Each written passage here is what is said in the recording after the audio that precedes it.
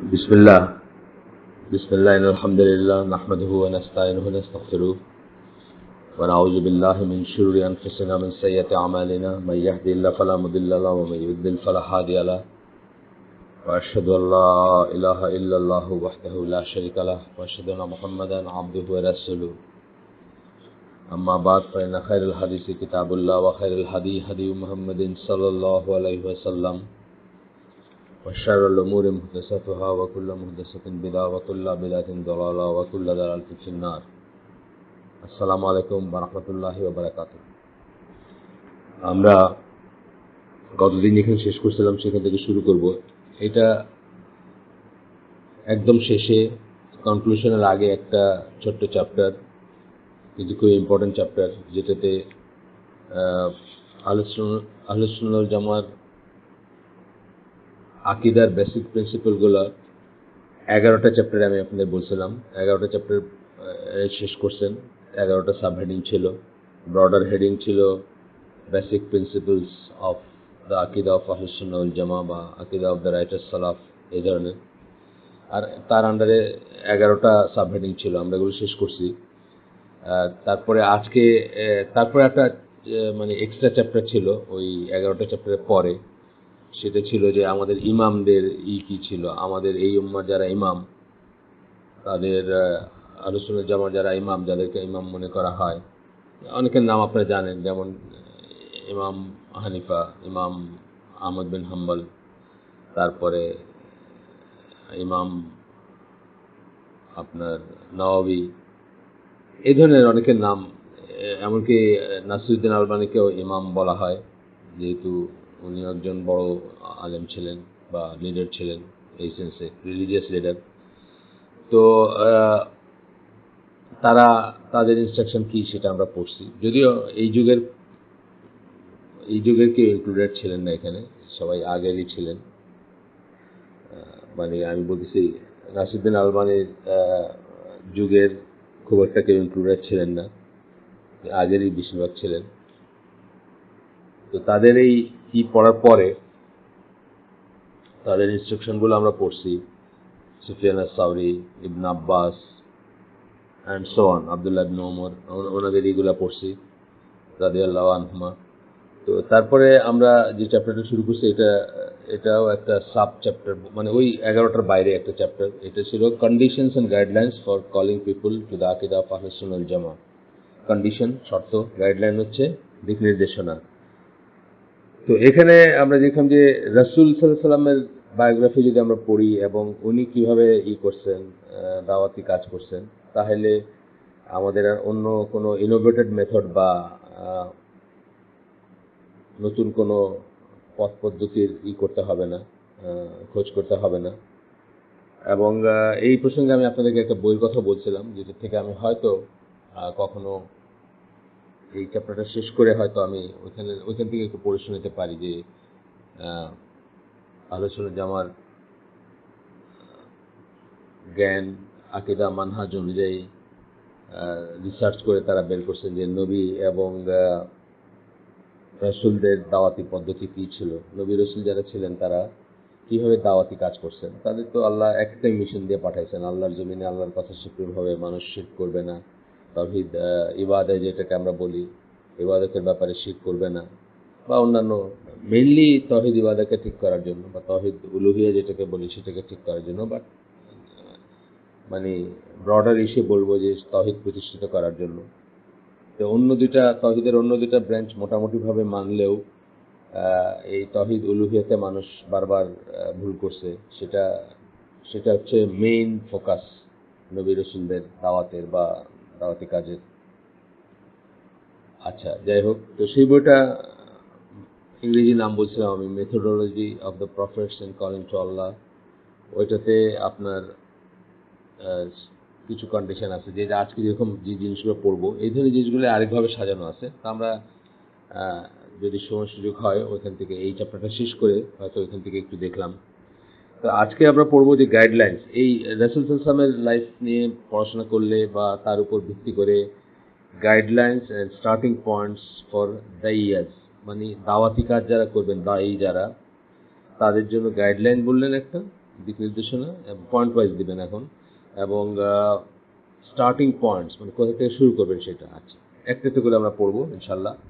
প্রথমটা বলতেছেন, it should be noted that dawa or calling people to Allah is one of the means of attaining salvation in this world and in the hereafter. সালভেশনটা কার?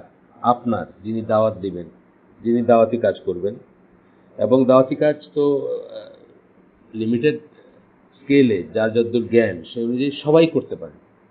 আর এটা করবেন কেন? নিজের জন্য করবেন, অন্যের জন্য তো অন্যের লাভ হবে ইনশাল্লাহ, বা অন্যকে দিনের পথে নিয়ে আসবেন বা আল্লাহর পথে নিয়ে আসবেন বা আল্লাহর দিকে ডাকবেন, কিন্তু প্রাথমিকভাবে লাভটা কিন্তু আপনার। যে কলার তার এখানে এই কথাটাই বলতেছেন যে সালভেশন, নাজাত যেটাকে আমরা বলি, অর্থাৎ শাস্তি থেকে মুক্তি বা আযাব থেকে মুক্তি এবং জাহান্নাম থেকে মুক্তি এবং জান্নাত অর্জন করা বা আল্লাহর ক্ষমা অর্জন করা, ক্ষমা লাভ করা, এটার একটা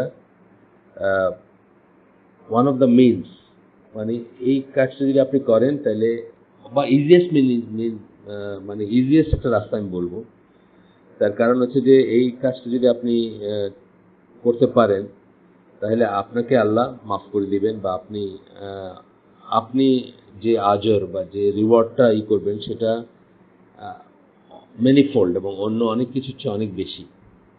বিকজ এই বলতেছেন, বিকজ অফ আল্লাহ গাইডস, বিকজ ইফ আল্লাহ guides even just 1% through you, আপনার মাধ্যমে যে আল্লাহ যদি একজনকেও হেদায়েত দেন, it will be better for you than red camels, মানে ওই বেস্ট কাইন্ড অফ লাভ করা উট, মানে লাল উট, সেটার চেয়েও বেটার। মানে এটা আল্লাহ জাস্ট বোঝাইতে গিয়ে বলছিলেন তখনকার দিনের জন্য সবচেয়ে বড় প্রাপ্তি যা হইতে পারতো একজন আরবের কাছে, তার চেয়েও better. The reward is bestowed simply for calling people and does not depend on the response. এই পয়েন্টটা খুব ইম্পর্টেন্ট।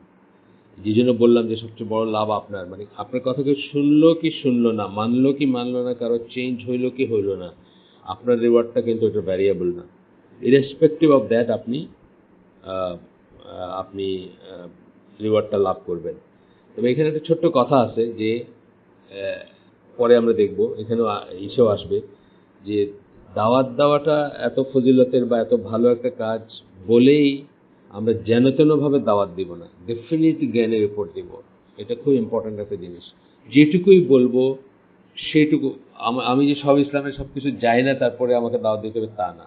একটা আয়াত জানলে একটা আয়াতের দিকেও মানুষকে ডাকতে পারি বা একটা আয়াত মানুষের কাছে পৌঁছাই দিতে পারি, বাট অ্যাটলিস্ট ওই আয়াতটার উপর আপনার জ্ঞান থাকবে। আপনি দেখবেন যে অনেক মানুষকে অনেকখানে দাঁড় করায় দেয় একটা বয়ান করতে, একটা এই করতে, তার হয়তো সে তো ইসলাম শব্দটা মানে জানে না, বুঝছেন না? মানে একটা মিনিমাম লাগবে, আপনি ডেফিনিট জ্ঞান লাগবে যেটার দিকে দাওয়াত দিচ্ছেন। আপনি কি আল্লাহর দিকে দাওয়াত দিচ্ছেন, তাই তো? প্রাথমিকভাবে আল্লাহর দিকে দাওয়াত দিচ্ছেন। আমি বললাম না দাই ইল আল্লাহ, কলিং পিপুল টু আল্লাহ বললাম, methodology of the prophets in calling people to আল্লাহ। দাওয়াতগুলো কি? সমস্ত দাওয়াত হচ্ছে আল্লাহর দিকে দাওয়াত দিচ্ছেন আপনি। আসলে আপনি মসজিদের দিকে দিচ্ছেন না, আপনি অন্য কিছুর দিকে দিচ্ছেন না, আল্লাহর দিকে দিচ্ছেন। মিনিং কি? আপনি প্রাথমিক দাওয়াতটা হবে তাওহীদের দাওয়াত, লা ইলাহা ইল্লাল্লাহর দাওয়াত হবে। সুতরাং আপনাকে তো অন্তত তাওহীদ কাকে বলে জানতে হবে, বা তাওহীদের প্রকারভেদগুলো মোটামুটি জানতে হবে, বা লা ইলাহা ইল্লাল্লাহর মিনিং কি জানতে হবে। আমরা যে শাহাদার শর্ত পড়ছি, আপনাদের মনে আছে শাহাদার শর্ত পড়ছিলাম, 9টা শর্ত, সেই জিনিসগুলো তো মিনিমাম জানতে হবে যখন আপনি আল্লাহর দিকে দাওয়াত দিতে যাবেন।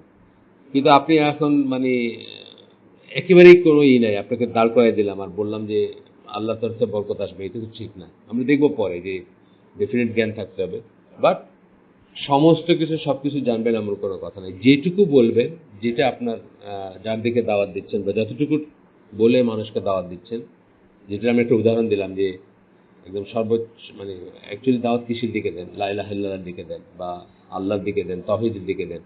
তাহলে এই সাবজেক্টগুলো, আল্লাহ সম্বন্ধে মিনিমাম কিছু জ্ঞান থাকতে হবে, তাওহীদের মিনিমাম কিছু জ্ঞান থাকতে হবে, লা ইলাহা ইল্লাল্লাহর মিনিংটা জানতে হবে অ্যাটলিস্ট, বা এটা শর্তগুলো জানতে হবে, বা এটা কি বলে, কি ডিমান্ড করে, এইগুলো তো জানতে হবে। যাই হোক, এরপরে বলতেছেন দায়ী যে তার বা দায়ী যারা তাদের are not required to achieve the victory of Islam. আপনাকে ইসলামকে বিজয় করার শর্ত দেওয়া হয় নাই।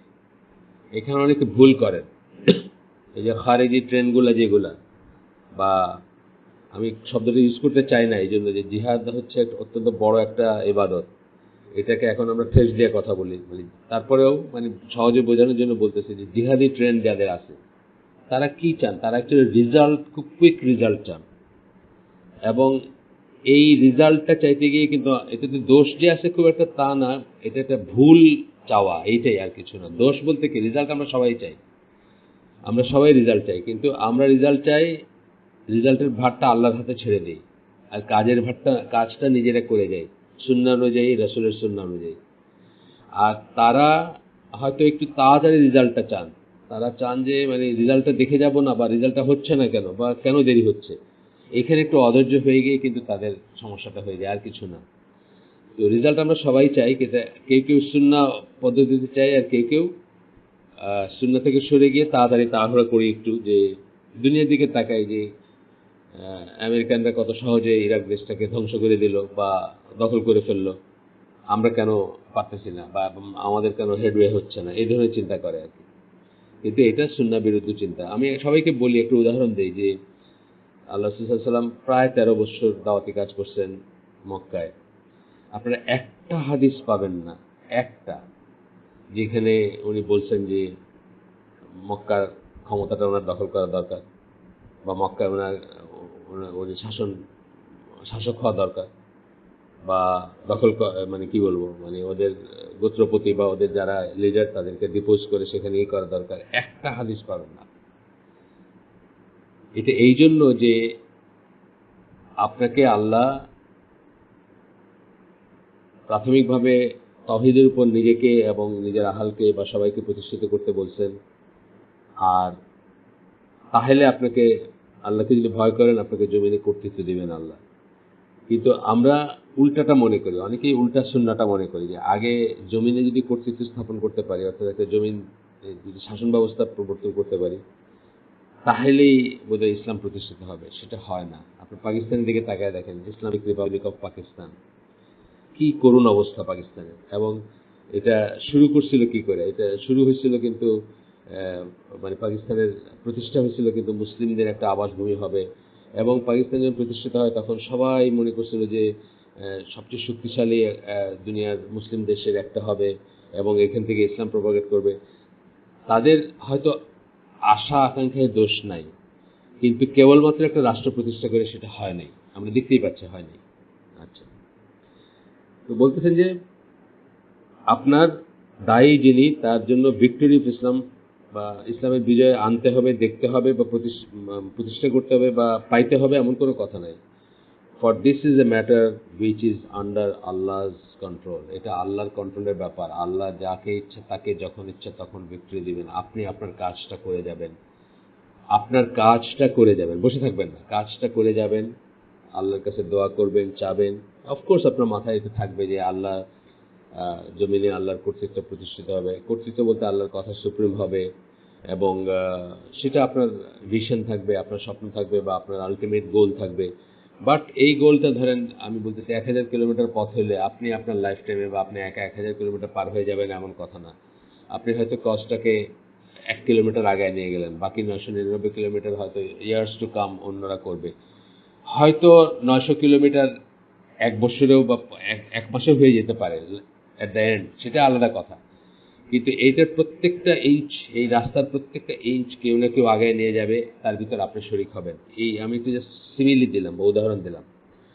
আচ্ছা, এরপরে বলতেছেন victory is a promise from আল্লাহ, দাওয়া ইজ এ ফর্ম অফ জিহাদ, sharing the same aims and results as fighting. যুদ্ধ করে যে এইম এবং রেজাল্ট আসে, একই এইম দাওয়ার ভিতরেও আছে। দাওয়া একটা ফর্ম অফ জিহাদ। তার মানে দাওয়া কি করে, দাওয়া মানুষকে আল্লাহর পথে নিয়ে আসে, এবং মানুষের জীবনে, একটা সোসাইটির জীবনে বা একটা সামাজিক জীবনে দিনের প্র্যাকটিসগুলো নিয়ে আসে। এই ফাইট করার এইমও এটা, জিহাদ মানে জিহাদের যে ফাইট আছে সেটারও এইম এটা। কিন্তু ওইটার জন্য প্রপার কজ, প্রপার সময়, প্রপার ফিক, প্রপার শর্ত পূরণ করতে হয়, তবে সেটা কবে হবে কি হবে সেটা আপনার ব্যাপার না, আপনি আপনারটুকু করে যাবেন। যেমন আল্লাহ রাসূল সাল্লাল্লাহু আলাইহি ওয়াসাল্লাম 13 বছর দাওয়াত দিচ্ছেন, বললাম তো যে একটা হাদিসও আপনি বাইর করতে পারবেন না যেখানে উনি রাষ্ট্র প্রতিষ্ঠার কথা বলছেন বা রাষ্ট্র ক্ষমতা দখল করার কথা বলছেন। কিন্তু আল্লাহ রসুল সাল্লামকে আল্লাহ মদিনার রাষ্ট্রটা বা মদিনার এই স্টেটলেট যদি বলি, ছোট্ট জায়গাটা বা ছোট্ট জায়গায় যে কর্তৃত্বটা দিচ্ছেন সেটা একদম গিফটের মতো করে দিচ্ছেন। আল্লাহ রসুল সাল্লাম তার মানে কল্পনা করেন না যে এটা আসতেছে, কিন্তু আল্লাহ তার ডিভাইন বিজডমে জায়গাটাকে প্রিপেয়ার করছেন। আওস খাজরাজ বলে দুইটা গোত্র ছিল, তারা নিজের ভিতর ঝগড়াঝাটি মারামারি করতো বংশ পরম্পরায়, এবং এইটা সুযোগ নিয়ে ইহুদিরা তাদেরকে নিয়ন্ত্রণ করত, তাদের উপর শাসন করত, তাদের উপর কর্তৃত্ব স্থাপন করত বা কর্তৃত্ববাদী ছিল তাদের উপরে। তারা একসময় চিন্তা করলো যে রাসূল সাল্লাল্লাহু কথা যখন শুনলো, তার ইসে কিছু কনভিন্স হলো, মদিনার বাসীদের কথা বলতেছি, তখন তারা চিন্তা করলো যে ওনার মতো একজন সত্যবাদী মানুষ, সুবিচারক মানুষকে তারা যদি নিয়ে এসে তাদের লিডার বানায়, তাহলে হয়তো তাদের সমস্যাগুলো আরবিট্রেট করবেন বা তাদের ভিতর সমাধান করে দিবেন এবং একটা নতুন ব্রেক থ্রু হতে পারে। এই যে মদিনায় যা ঘটে যাচ্ছিল, মদিনার ফিল্ডটা যে প্রিপেয়ার হচ্ছিল, আল্লাহ তার মতো করে করছেন, করে তাকে এনে জাস্ট বসাই দিয়েছিল এখানে। এটা তার প্ল্যানে ছিল না বা তার মিশনে ছিল না বা তার ভিশনে ছিল না। মানে মিশন বলতে আমি বলতে আল্লাহ যখন যতটুকু জানাইছেন সেটা অন্য কথা, মানে উনি যে এটা নিয়ে চিন্তা করছেন বা ফন্দি ফিকির করছেন তা না। তো এই গিফট হিসেবে দিয়েছেন। কিসের গিফট এটা? ওই আগের 13 বছরের মেহনতের গিফট। যেভাবে উনি আল্লাহ রাসূল সাল্লাল্লাহু আলাইহি ওয়াসাল্লাম যেভাবে দিনের দাওয়াত দিচ্ছেন, যেভাবে ইকে প্রিপেয়ার করছেন, তার মানুষজনকে প্রিপেয়ার করছেন, সেটার গিফট। একই জিনিস আমাদের, মানে আমরা আমাদের কাজটুকু করে যাব এবং ভিক্টরি আল্লাহর তরফ থেকে আসবে। তবে আমরা নিশ্চয়ই এটার জন্য এখন যখন আমরা জানি যে আল্লাহর জমিনে আল্লাহর কথা সুপ্রিম হবে, আমরা মানে আমাদের যে খেলাফত ছিল, আমাদের সারা পৃথিবী শাসন করছি আমরা বা করছিলাম এককালে, বা আমাদের যে খলিফা ছিল সেই রকম লিডারশিপ আমাদের আবার আসবে, এটা আমাদের সবাই প্রত্যাশা, সবার আকাঙ্ক্ষা, সবার দোয়া, সবার চেষ্টা থাকবে। কিন্তু এখানে কোনো শর্টকাট নেওয়া যাবে না।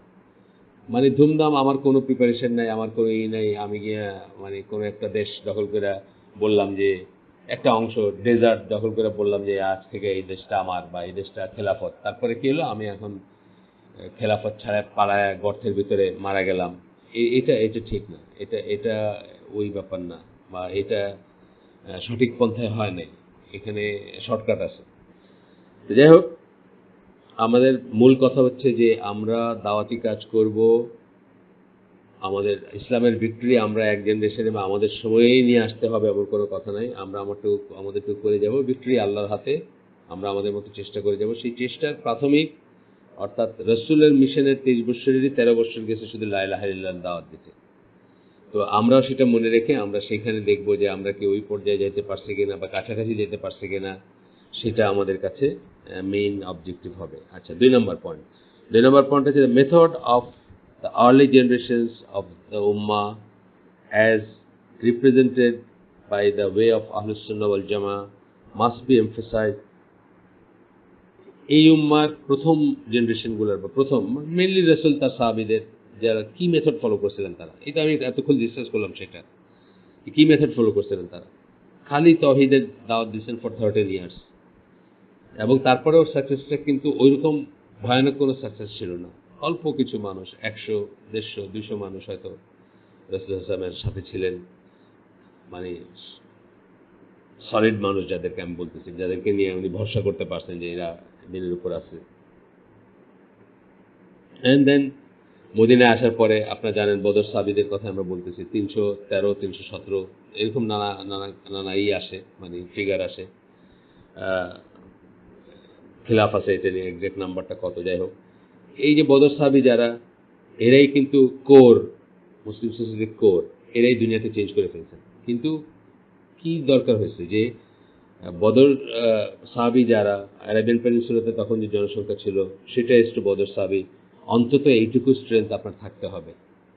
তো সেরকম বদর সাহাবীদের কোয়ালিটি তো আমাদের অ্যাচিভ করা অলমোস্ট ইম্পসিবল, এবং তা না হইলেও আমাদের স্ট্রেংথটা ওইরকম হইতে হবে, তখন আমরা হয়তো অন্য কিছু চিন্তা করতে পারতাম। যে এখন ধরেন আমি মাঝে মাঝে বলি যে আপনাকে যদি প্রাইম মিনিস্টার বানায় দেওয়া হয় বাংলাদেশের, ধরেন কোনোভাবে আপনাকে জাস্ট প্রাইম মিনিস্টার বানায় দেওয়া হলো, আপনি কি ইসলামী হুকুমত প্রতিষ্ঠা করতে পারবেন বা ইসলামী খেলাফা প্রতিষ্ঠা করতে পারবেন না? আপনি পিটায় মেরে ফেলবে মানুষ।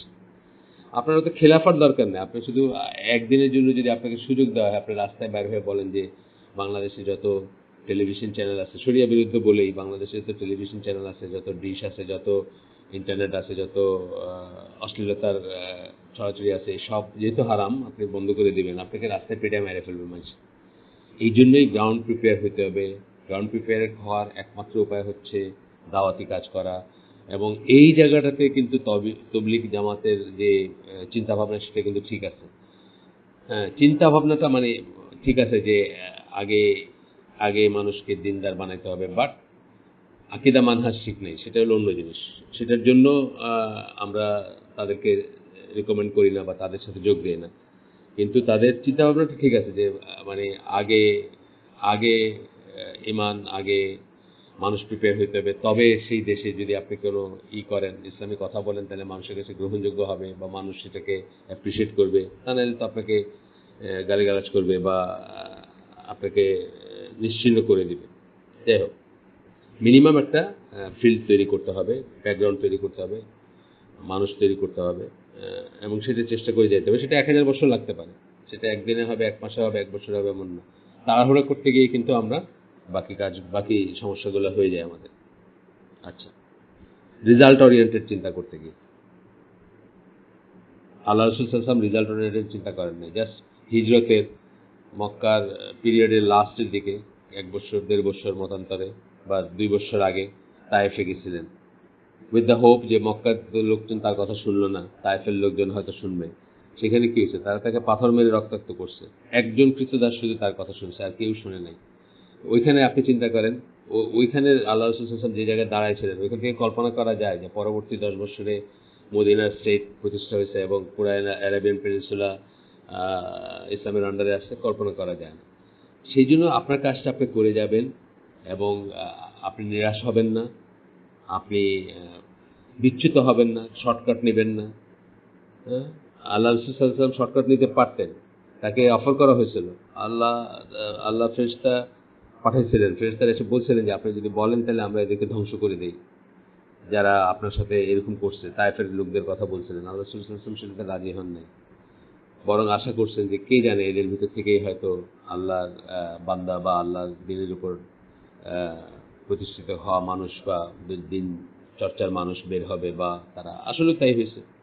আসলে তাই হয়েছে। তাইফ গেছেন কে জানি না, বিউটিফুল সিটি, কি সুন্দর একটা, মানে দেখলেই প্রাণটা জুড়ায় যায়। এত সুন্দর একটা সিটি বা এত সুন্দর একটা জায়গা, ইসলামের একটা ই কি বলবো, মানে ইসলামের একটা আবাসস্থল। আপনারা জানেন বোধহয় যে সৌদি আরবের সামার ক্যাপিটাল হচ্ছে তায়েফ। তো আপনার এটা তার আশা ছিল, তার দোয়া ছিল, এবং আল্লাহ সেভাবেই সেখানে ইসলাম প্রতিষ্ঠা করছেন।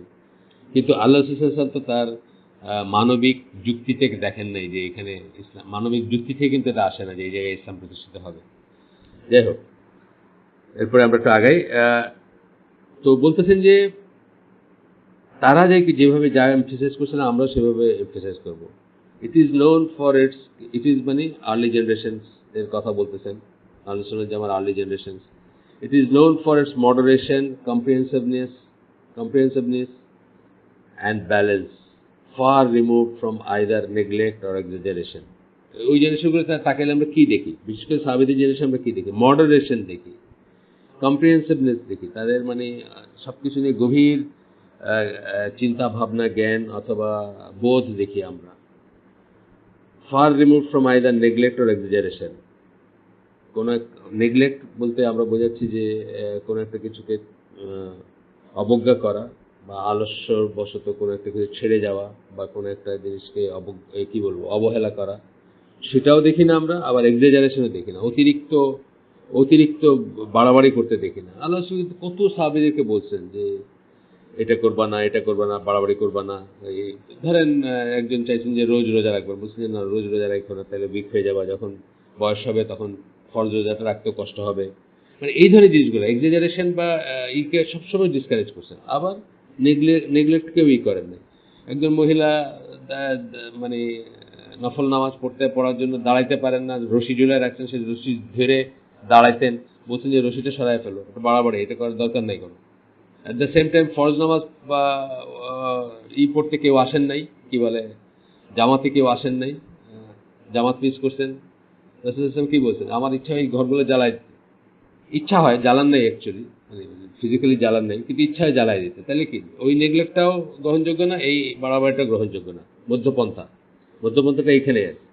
আচ্ছা, যাই হোক, it should be based on Shari knowledge that is rooted in the Quran and Sahih Sunnah. Shari knowledge এর উপর বেসড হবে কি দাওয়াতি কাজ, যে আপনি যে দাওয়াত দিবেন সেটা Shari knowledge থাকতে হবে।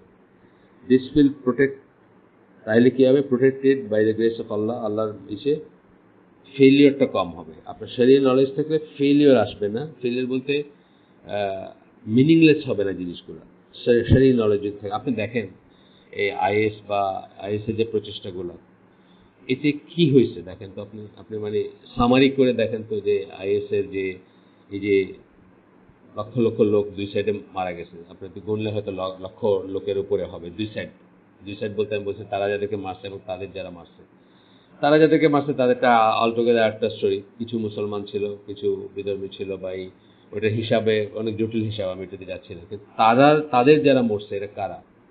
এই উম্মার ইউথ যারা, তাজা প্রাণ যারা, সবচেয়ে প্রোডাক্টিভ যারা, সবচেয়ে কি বলবো জীবনী শক্তি যাদের বেশি ছিল, সেই সব মানুষগুলো কিন্তু ওইখানে গিয়ে মারা গেছে একটা ভুল তন্ত্রমন্ত্রের বশবর্তী হয়ে। তো এই যে ফেলিওরটা, এই যে মুসলিম উম্মার সময়, সম্পদ, শ্রম, মেধা গেল, বেস্ট অফ দ্য বেস্ট যারা ছিল, মানে প্রাণশক্তির দিক দিয়ে, তারা ওইখানে শেষ হলো। টাকা পয়সা তো কত গেল এগুলো কোনো ঠিক নাই, কত জায়গা পুড়ে গেল, কত তেল বলেন, রসদ বলেন, পয়সা বলেন, কত গেল। এবং অ্যাট দ্য এন্ড অফ কি হলো, এমন একটা দাওয়াতি কাজ হলো, আইএসের দাওয়াতি কাজের কথা আমি বলতেছি, যা আপনাকে 1000 বছরেও আর কোনো মানুষ ইসলাম কনসিডার করবে না, কেউ যদি এটা দেখে যে কি হচ্ছে এখানে বা কি হয়েছে এখানে, তারা কি করছে, এটা যদি কেউ দেখে, কেউ এর ভিতরে হয়তো প্রোপাগান্ডাও আছে কিছু, কিন্তু আমি বলতেছি যে একজন ম্যান ফ্রম দ্য স্ট্রিট, সে কিন্তু এটা 1000 বছর আর ইসলামকে কনসিডার করবে না। এই কল্লা কাটা, এই গলা কাটা যে সমস্ত ভিডিওগুলো আপলোড করা হয়েছে বা যা করা হয়েছে বা যে ইমেজটা দেওয়া হয়েছে, তো এগুলোর চিন্তার ব্যাপার আছে। তারপরে বলতেছেন যে ফেলিওর আসবে না, and bring light to the one who is determined to follow the path of the prophets. এবং তখন আপনার কাছে আপনি পথ নির্দেশনা পাবেন, বা আপনি দিক নির্দেশনা পাবেন, বা আপনি আলো দেখতে পাবেন। কিসের আলো? ওই পথটা ফলো করার জন্য যেটা নবী রাসূলরা করছেন দাওয়াতি কাজ করতে গিয়ে। আমরা আজকে শেষ করে দিই এখানে। আমার তো এটাও করতে দেরি হলো একটু, রেকর্ড করতে। আজকে শেষ করে দিই ইনশাল্লাহ। আমরা আগামী দিন যেখানে আজকে শেষ করলাম তারপর থেকে পড়বো। সুবহানাকা আল্লাহুম্মা ওয়া বিহামদিকা আশহাদু আল্লা ইলাহা ইল্লা আনতা আস্তাগফিরুকা ওয়া আতুবু ইলাইক। আমরা যে শুনলাম তার ভিতরে ভালো কিছু শুনে থাকলে সমস্ত প্রশংসা আল্লাহর, খারাপ কিছু শুনে থাকলে সমস্ত ব্যর্থতা আমার, এবং সেটা শয়তানের তরফ থেকে। ভালো যে শুনলাম আল্লাহ আমাদেরকে তার উপর আমল করার তৌফিক দান করুন। আসসালামু আলাইকুম ওয়া রাহমাতুল্লাহি ওয়া বারাকাতুহু।